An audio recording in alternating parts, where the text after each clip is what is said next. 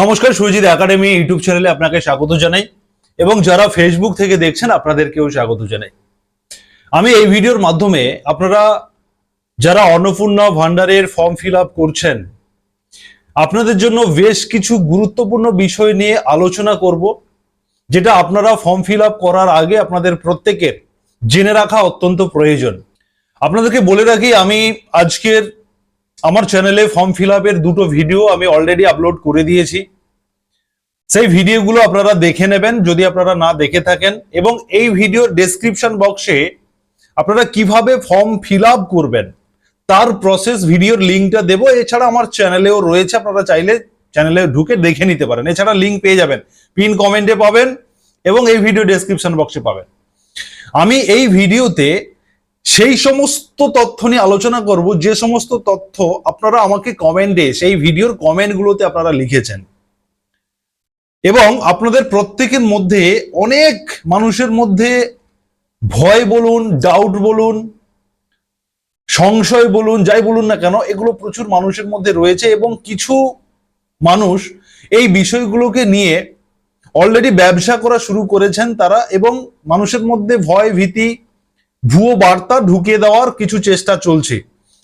যে কারণে আমি এই ভিডিওর মাধ্যমে, যেহেতু আমার চ্যানেলে আপনারা অনেক লক্ষ লক্ষ মানুষ রয়েছেন যারা কন্টিনিউ আমাকে ফলো করেন, আমার ভিডিও দেখেন, আমার নিউজ শোনেন, আমার মনে হয়েছে যে আমার চ্যানেলের যারা রেগুলার সাবস্ক্রাইবার বলুন, ভিউয়ার্স বলুন, তাদের এই বিষয়গুলো, এই ডাউটগুলো ক্লিয়ার করানো আমার দায়িত্ব।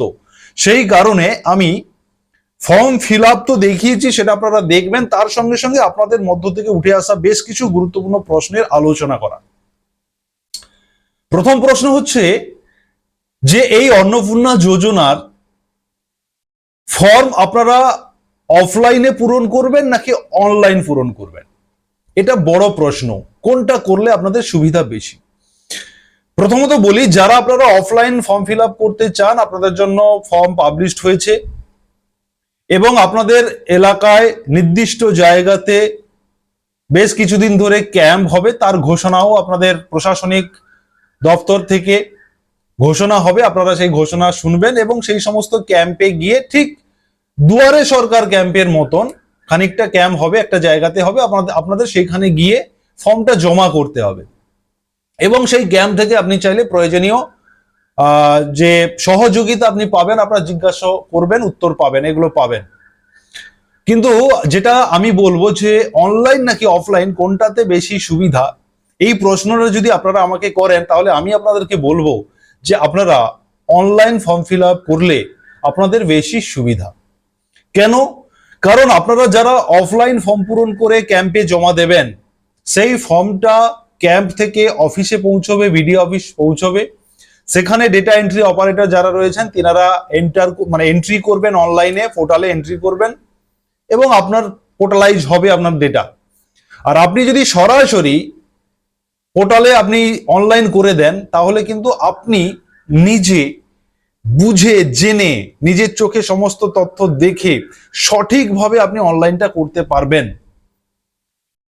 আর যদি আপনারা ফিল আপ করে অফলাইনে জমা দেন, সেক্ষেত্রেও ফিল আপ হবে, অনলাইন পোর্টালে এন্ট্রি হবে। তার মানে যে সব ভুল হয়ে যাবে সেটা বলছি না, কিন্তু আপনি নিজে স্বয়ং করা আর অন্য কেউ করা, দুটোর মধ্যে তো খানিকটা পার্থক্য আছে।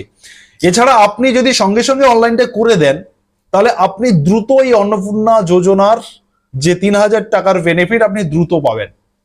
মাননীয় মুখ্যমন্ত্রী শুভেন্দু অধিকারী গতকাল জানিয়েছিলেন যে যারা যত দ্রুত অ্যাপ্লাই করবে এবং তত তাদের ভেরিফিকেশন দ্রুত হবে এবং তত দ্রুত তাদেরকে বেনিফিট, অন্নপূর্ণার যে বেনিফিট 3000 টাকা ট্রান্সফার করা হবে।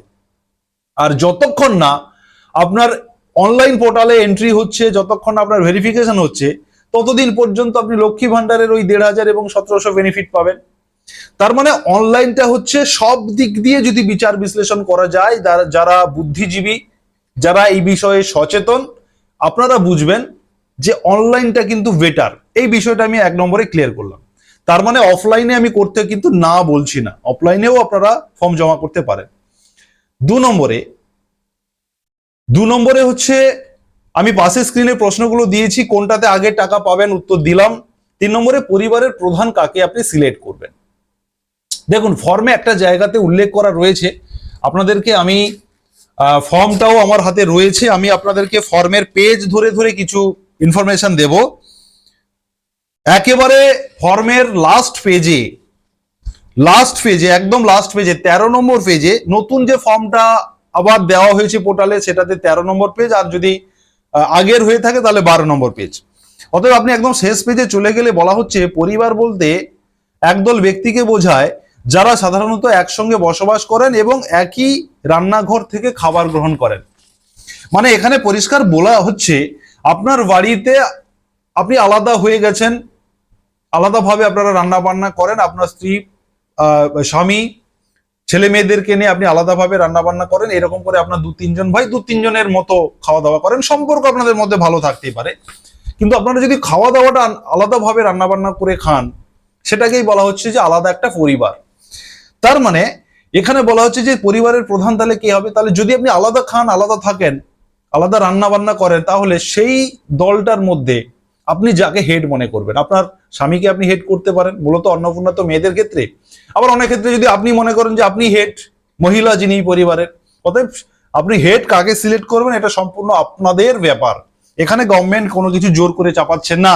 অনেক জায়গায় শুনতে পাচ্ছি যে রেশন কার্ডের যে হেড অফ দি ফ্যামিলি যিনি রয়েছেন তিনাকেই করতে হবে, না এমন কোনো বাধ্যবাধকতা নেই, এটা ভুলেও করবেন না। আপনি আপনার মতো করে হেড সিলেক্ট করবেন। তাহলে এটা গেল 3 নম্বর উত্তর। 4 নম্বরে আবেদনকারীর তথ্য কোথায় দেবেন? এই যে ফর্মটা, এই যে 12-13 পাতার যে ফর্ম, এই ফর্মে যিনি অন্নপূর্ণা যোজনার আবেদনকারী তিনি কোথায় তার ডিটেলসটা লিখবেন, এই জায়গাটা কিন্তু ক্লিয়ার না। আমি জানি না এই ফর্মে কিভাবে কি হয়েছে বানানো, নিশ্চয়ই সরকারিভাবে বানানো হয়েছে, মানে নিশ্চয়ই তো তার কিছু লজিক আছে, সেটা আমরা জানি না। এই জায়গাতে কিন্তু একটা ডাউট ক্রিয়েট হচ্ছে যে আবেদনকারী যিনি তিনার ডেটাটা কোথায় দেবেন।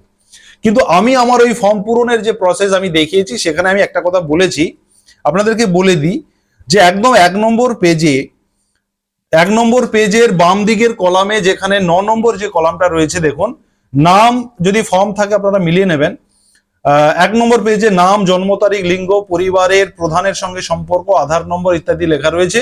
এবং মিডিল কলামে যেখানে বিকল্প এবং ইনপুটের যে জায়গাটা রয়েছে, আমি পাশে স্ক্রিনে দেখাচ্ছি ইনপুটের যে জায়গাটা রয়েছে, এখানে দেখুন পরিবারের প্রধানের নাম দেওয়ার কথা হয়েছে এবং সদস্য নাম্বার 1।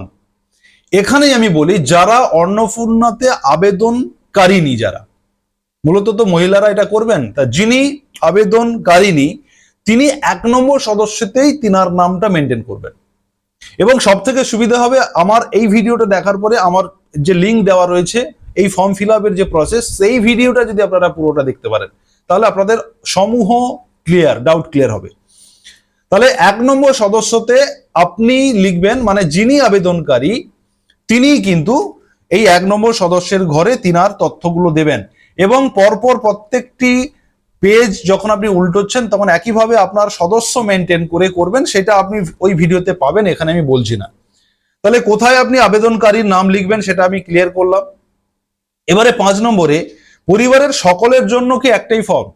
এটা একটা প্রশ্ন আপনারা করছেন যে না, পরিবারের সকলের জন্য একটা ফর্ম না, আপনার পরিবারে যতজন এই অন্নপূর্ণার জন্য যোগ্য যতজন মহিলা থাকবেন, প্রত্যেকে আলাদা আলাদা ফর্ম আলাদা আলাদা ভাবে ফিল আপ হবে, একটা ফর্মে সবাই করবেন না।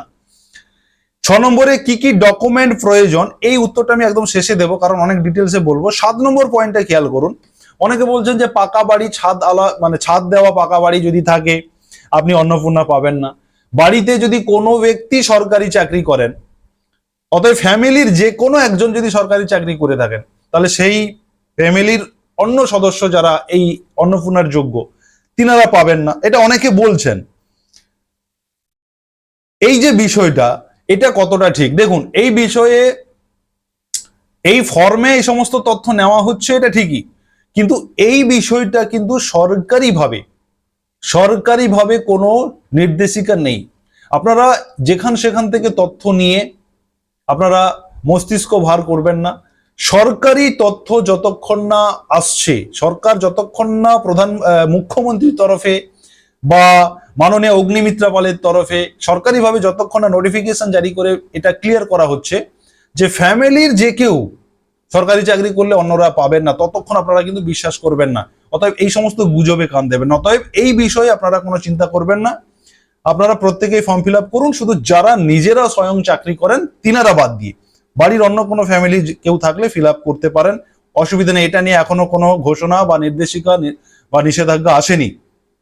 এবারে হচ্ছে অনেকে বলছেন যে গাড়ি থাকলে বা এলআইসি থাকলে বা জমি থাকলে, অনেক জমি, তাহলে কি দেবে না? এই বিষয়টাও একই উত্তর আমি দেব। এই বিষয়ে সরকারিভাবে কিন্তু কোনো বিজ্ঞপ্তি, নোটিফিকেশন জারি হয়নি বা ঘোষণা হয়নি যে গাড়ি থাকলে, 4 চাকা থাকলে পাবেন না, ফ্যামিলির যে কারোর থাকলে সদস্যরা পাবেন না, এলআইসি থাকলে পাবেন না, জমি থাকলে, বেশি জমি থাকলে, এমন বিষয় কিন্তু নিষেধাজ্ঞা এখনো পর্যন্ত আসেনি। অতএব গুজবে কান না দিয়ে আপনারা ফর্ম ফিল আপ করুন। সরকারিভাবে যতক্ষণ না এটা অর্ডার প্রকাশ হচ্ছে, মুখ্যমন্ত্রী বা যিনি নারী ও শিশু কল্যাণ দপ্তরের যিনি মন্ত্রী রয়েছেন তিনার মুখ থেকে যতক্ষণ না এগুলো বেরোচ্ছে, ততক্ষণ পর্যন্ত কিন্তু আপনারা এগুলো কান না দিয়ে আপনারা ফর্ম ফিল আপ করুন। এবারে আমি বলবো যে কি কি ডকুমেন্ট প্রয়োজন হবে। দেখুন, ডকুমেন্টটা হচ্ছে এখানে নির্দিষ্ট কোনো একজনের ডকুমেন্ট নয়, মানে যার ফর্ম ফিল আপ হচ্ছে শুধুমাত্র তার ডকুমেন্টস, এমনটা কিন্তু নয়। এই ফর্ম ফিল আপ করতে গিয়ে আপনি যাদের যা যা তথ্য দেবেন, আপনার ফ্যামিলির সদস্যদের যাদের যাদের তথ্য এই ফর্মে দেবেন, প্রত্যেকের আধার কার্ড, প্রত্যেকের খাদ্য সুরক্ষা কার্ড, প্রত্যেকের ব্যাংক অ্যাকাউন্ট, প্রত্যেকের যাদের জমি আছে জমির রেকর্ড, যাদের এলআইসি আছে এলআইসি রেকর্ড, অতএব যা তথ্য আপনি এই ফর্মে দেবেন সেই তথ্যের সঙ্গে অ্যাটাচ থাকা ডকুমেন্ট আপনাকে সাবমিট করতে হবে। অতএব কোনো এককভাবে কোনো একজনের ডকুমেন্টস দিয়ে দেবেন শুধু আবেদনকারীর, এমন বিষয়টাই নয়। আপনি যার হেড অফ দি ফ্যামিলি যাকে করেছেন তার সমস্ত ডকুমেন্ট, এবং এই ফর্মের একদম ডান দিকের নির্দেশনা যে কলামটা রয়েছে সেই কলামে কিন্তু নির্দেশনা দেওয়া রয়েছে যে আপনি কোন কোন ডকুমেন্ট সাবমিট করবেন। কেউ ধরুন পেনশন পান, তাহলে পেনশনের ডকুমেন্ট সাবমিট করতে হবে। কারোর জমি রয়েছে, দলিল রয়েছে, রেকর্ড রয়েছে, সেটা সাবমিট করতে। যে সদস্যের আপনি দেবেন এই তথ্যটা, এখানে এই ফর্মে যার নাম আপনি উল্লেখ করবেন তার যা যা ডকুমেন্টস আছে সেগুলো কিন্তু সাবমিট করতে হবে, শুধুমাত্র আবেদনকারীর নয়। অতএব এই বিষয়গুলো কিন্তু আপনারা অনেকেই ভুল বুঝছেন বা বিভিন্ন জায়গা থেকে ভুল বোঝানো হচ্ছে। এই জিনিসগুলো আপনারা সতর্ক থাকুন। এরপরেও আপনারা আমাদের চ্যানেলকে, সুরজিৎ একাডেমি ইউটিউব এবং ফেসবুক চ্যানেলকে আপনারা সাবস্ক্রাইব, ফলো এবং নোটিফিকেশন বেল বাটন অন করে রাখুন, শেয়ার করে রাখুন। আমি আপনাদেরকে অথেন্টিকেট, যুক্তিসঙ্গত কিছু কারণ ব্যাখ্যা করে বোঝানোর চেষ্টা করি যাতে আপনাদের বিশ্বাসের সুবিধা হয়। এছাড়া সরকারিভাবে যখন যেভাবে নোটিফিকেশন আসবে আমি সবার প্রথম আপনাদের জন্য নিয়ে আসবো। এবং যারা অফলাইনে ফর্ম ফিল আপ করবেন, আপনাদের জন্য শুভেন্দু অধিকারী বলেছেন যে ভিডিও অফিস, পঞ্চায়েত অফিসের আধিকারিকরা আপনাদের সহযোগিতা করবেন। সেক্ষেত্রে তিনাদের কাছ থেকেও আপনারা অনেক সলিউশন পাবেন। সেই কারণে আপনারা অযথা ভুয়ো ইনফরমেশনে, ভুলভাল তথ্যতে কান না দিয়ে আমাদের চ্যানেলকে আপনারা ফলো করে রাখুন। ধন্যবাদ।